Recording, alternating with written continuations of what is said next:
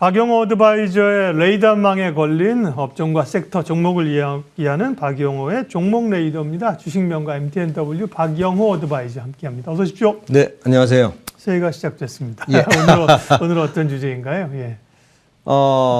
지난 연말에는 제가 이제 반도체 쪽에 신경을 좀 쓰자라고 반도체, 했는데, 자동차, 예, 자동차 쪽에 좀 많이 보자라고 했었는데 이제 시작을 했는데 올해도 그 화두는 크게 변하지 않을 것 같습니다. 네. 근데 이번에 그 CES가 이번에 시작해서 이제 이번 주간에 끝나게 되는데 이 CES가 앞으로 우리 시장, 그러니까 IT 쪽에 어떤 포커스와 그다음에 방향을 만들어줄 것 같다라고 생각을 해서 CES에서 참관하는 우리나라 대기업들과 그다음에 어떠한 제품들을 전시를 했을 때 우리가 어떠한 섹터를 봐줘야 되는가를 오늘 한번 살펴보려고 합니다. 네. CES를 보고 종목을 선정하자 이런 말씀드리고 싶습니다. CES 2024 1월 9일부터 12일까지 개최되고요. 화면 한번 보여주시면 알고 계신 것처럼 저희도 여러분 보여드리는 것처럼 all on이라고 다 켜. 에너지 절약하려면 꺼야 되는데 다 켜라. 다 켜고 연결하고 AI 뭐 이런 거잖아요. 그렇죠. 네. 그냥 뭐 모든 게 다 모여서 함께 다 하고 네. 이것을 통해서 세상이 새롭게 바뀔 수 있다 이런 얘기를 하는 것 같거든요. 네. 그래서 전반적으로 보면은 뭐 주요 참가업체도 한번 보시면 네. 뭐 워낙 여러분들이 잘 아시겠지만 이번에 특별히 보면은 우리 한국 기업들이 한 500개 업체가 참여를 해서 예전에 비해서 CES에서 두각을 나타내고 있다는 점도 상당히 포인트다라는 말씀을 드리고 싶거든요. 2023년도하고 2024년도 CES가 조금 좀 비교가 되는데 2023년도 같은 경우에는 우리가 웹 3.0을 가지고서 우리가 이제 LOT로 이제 보자라고 얘기를 했었죠. 근데 이번에 들어와서 크게 바뀐 건 뭐냐면 인공지능입니다. 작년에 챗GPT가 세상을 한번 광풍을 몰고 간 다음에 모든 분야에서 그 HBM부터 시작해서 여러 가지가 나오면서 앞으로는 인공지능이 시대를 바꿀 것 같다라는 생각이 드는데 올해를 보면은 주제는 all together all one 모두 다 함께 같이 가자라는 얘기고요. 그다음에 모든 기업과 산업이 함께 혁신 기술의 전력을 다해서 인류의 문제를 해결하자라는 거고 주요 테마는 인공지능입니다. 인공지능에다가 모빌리티라고 되어 있는데 모빌리티도 역시 인공지능이고요.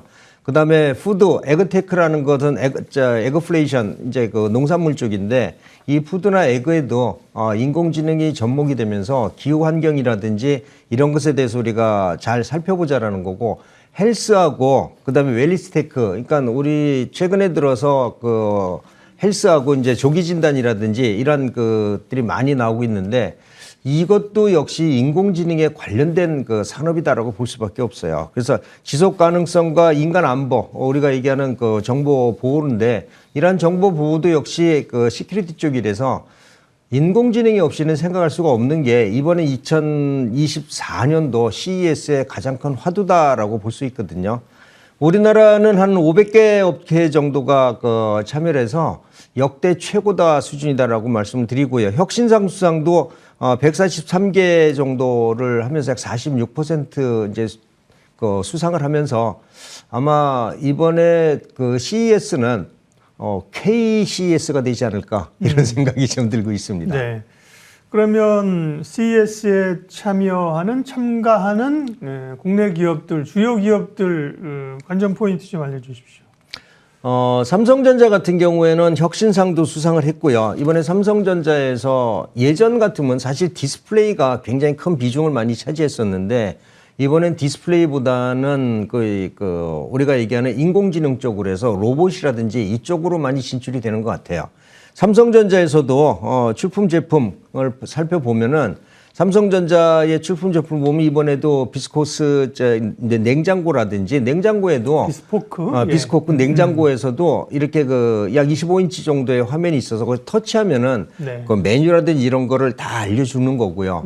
그다음에 그 청소기 같은 경우에도 인공지능 청소기로 지금 그 나오고 있으니까 삼성전자도 인공지능에 상당히 포커스를 맞추고 있다라고 보고 있고요. 그다음에 이제 LG 같은 경우도 한번 살펴보겠습니다. LG도 살펴보면은 LG도 이번에 청소기 하고요. 그 다음에 역시 서빙 로봇이라든지, 그 다음에 모니터라든지 이런 쪽에 그 많은 신경을 쓰고 있는데 LG전자 같은 경우에는 컨셉카도 이번에 발표할 예정이다라고 얘기하고 있거든요. 그래서 LG 이노텍이라든지 이러한 쪽의 움직임을 봤을 때 LG전자도 역시 인공지능이다, 자율주행이다. 이것을 벗어날 수는 없는 것 같아요. 다음에 LG전자 스마트홈 AI 에이전트를 보면은 여기 조그만 로봇입니다. 로봇인데 이 로봇이 전반적으로 사람하고 그다음에 다른 그 IT 제품하고 연결시켜주는 이러한 그 에이전트 이제 대행해주는 뭐 이러한 것들인데 이 로봇이 소형 로봇들이 이제 가정에 하나씩 들어갈 수 있다는 거죠. 우리가 알았던 로봇은 협동 로봇이라든지 이런 것들은 좀 커서 우리가 사용하기 어렵다라고 했는데 옛날에 그 로봇 개 이런 식으로 발전이 되었던 게 이제 사람하고 기계하고 커뮤니케이션을 해주는 이러한 그 에이전트, 이러한 로봇 쪽이 상당히 각광을 받을 거다라는 생각을 하고 있습니다.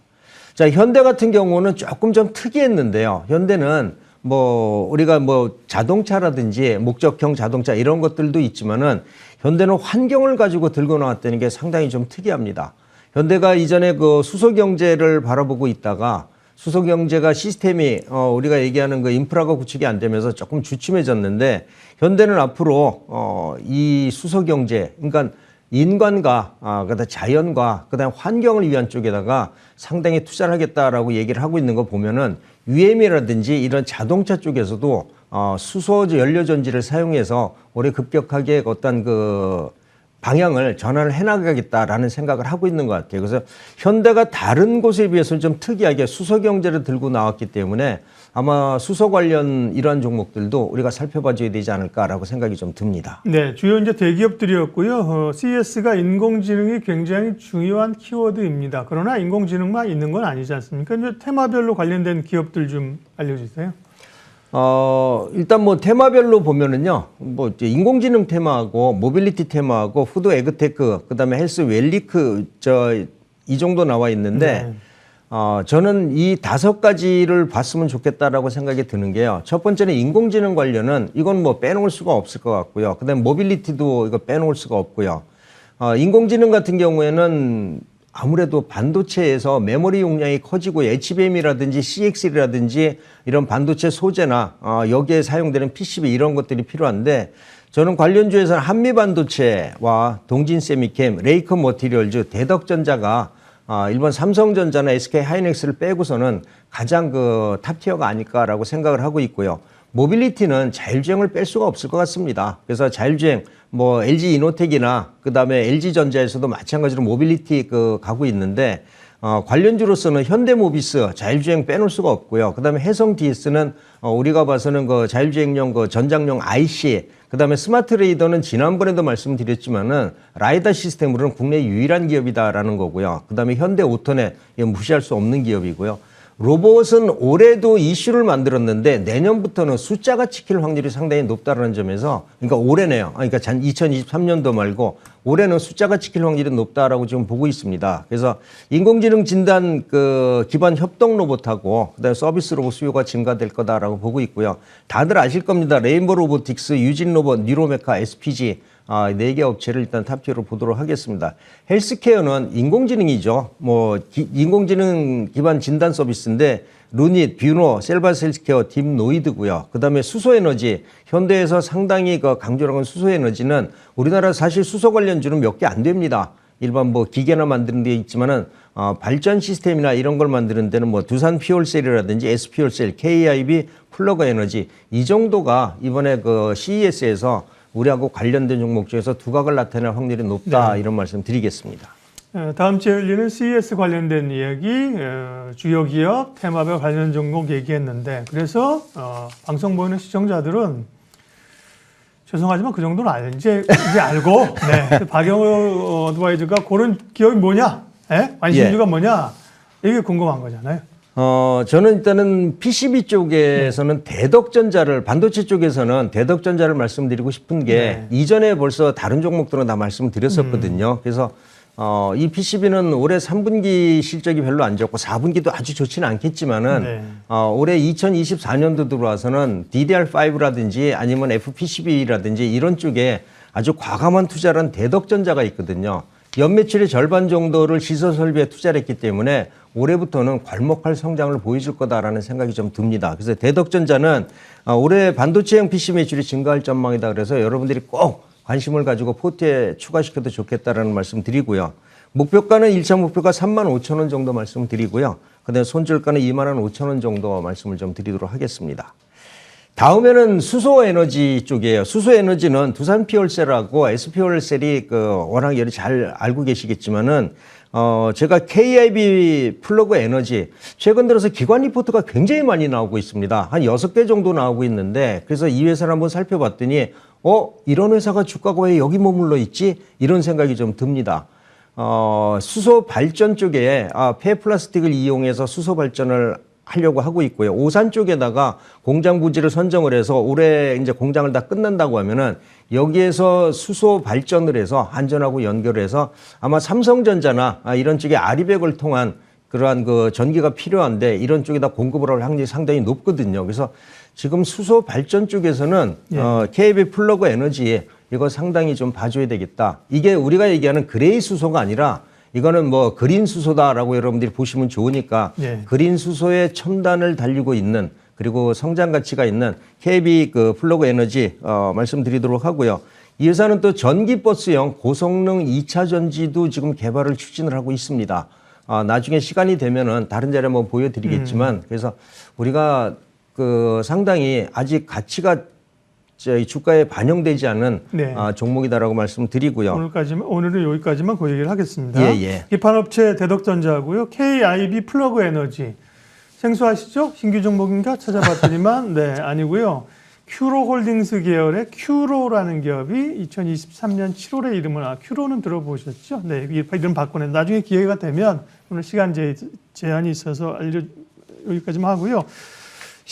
박영호 어드바이저 종목이 이런 표현이 기분 나빠하시지 마시고 은근히 지나고 보면 주가가 올라 있는 게 많아요. 그래서 보면 12월 4일 날 엔캠이죠. 12월 18일 날 스마트 레이더 시스템.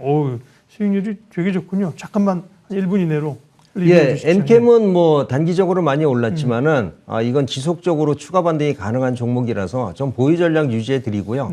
만약에 하락하면은 저도 추가 매수하겠습니다. 그래서 지금 목표가보다도 한 40-50% 정도는 추가 반등이 가능한 종목이다라는 말씀 드리고요.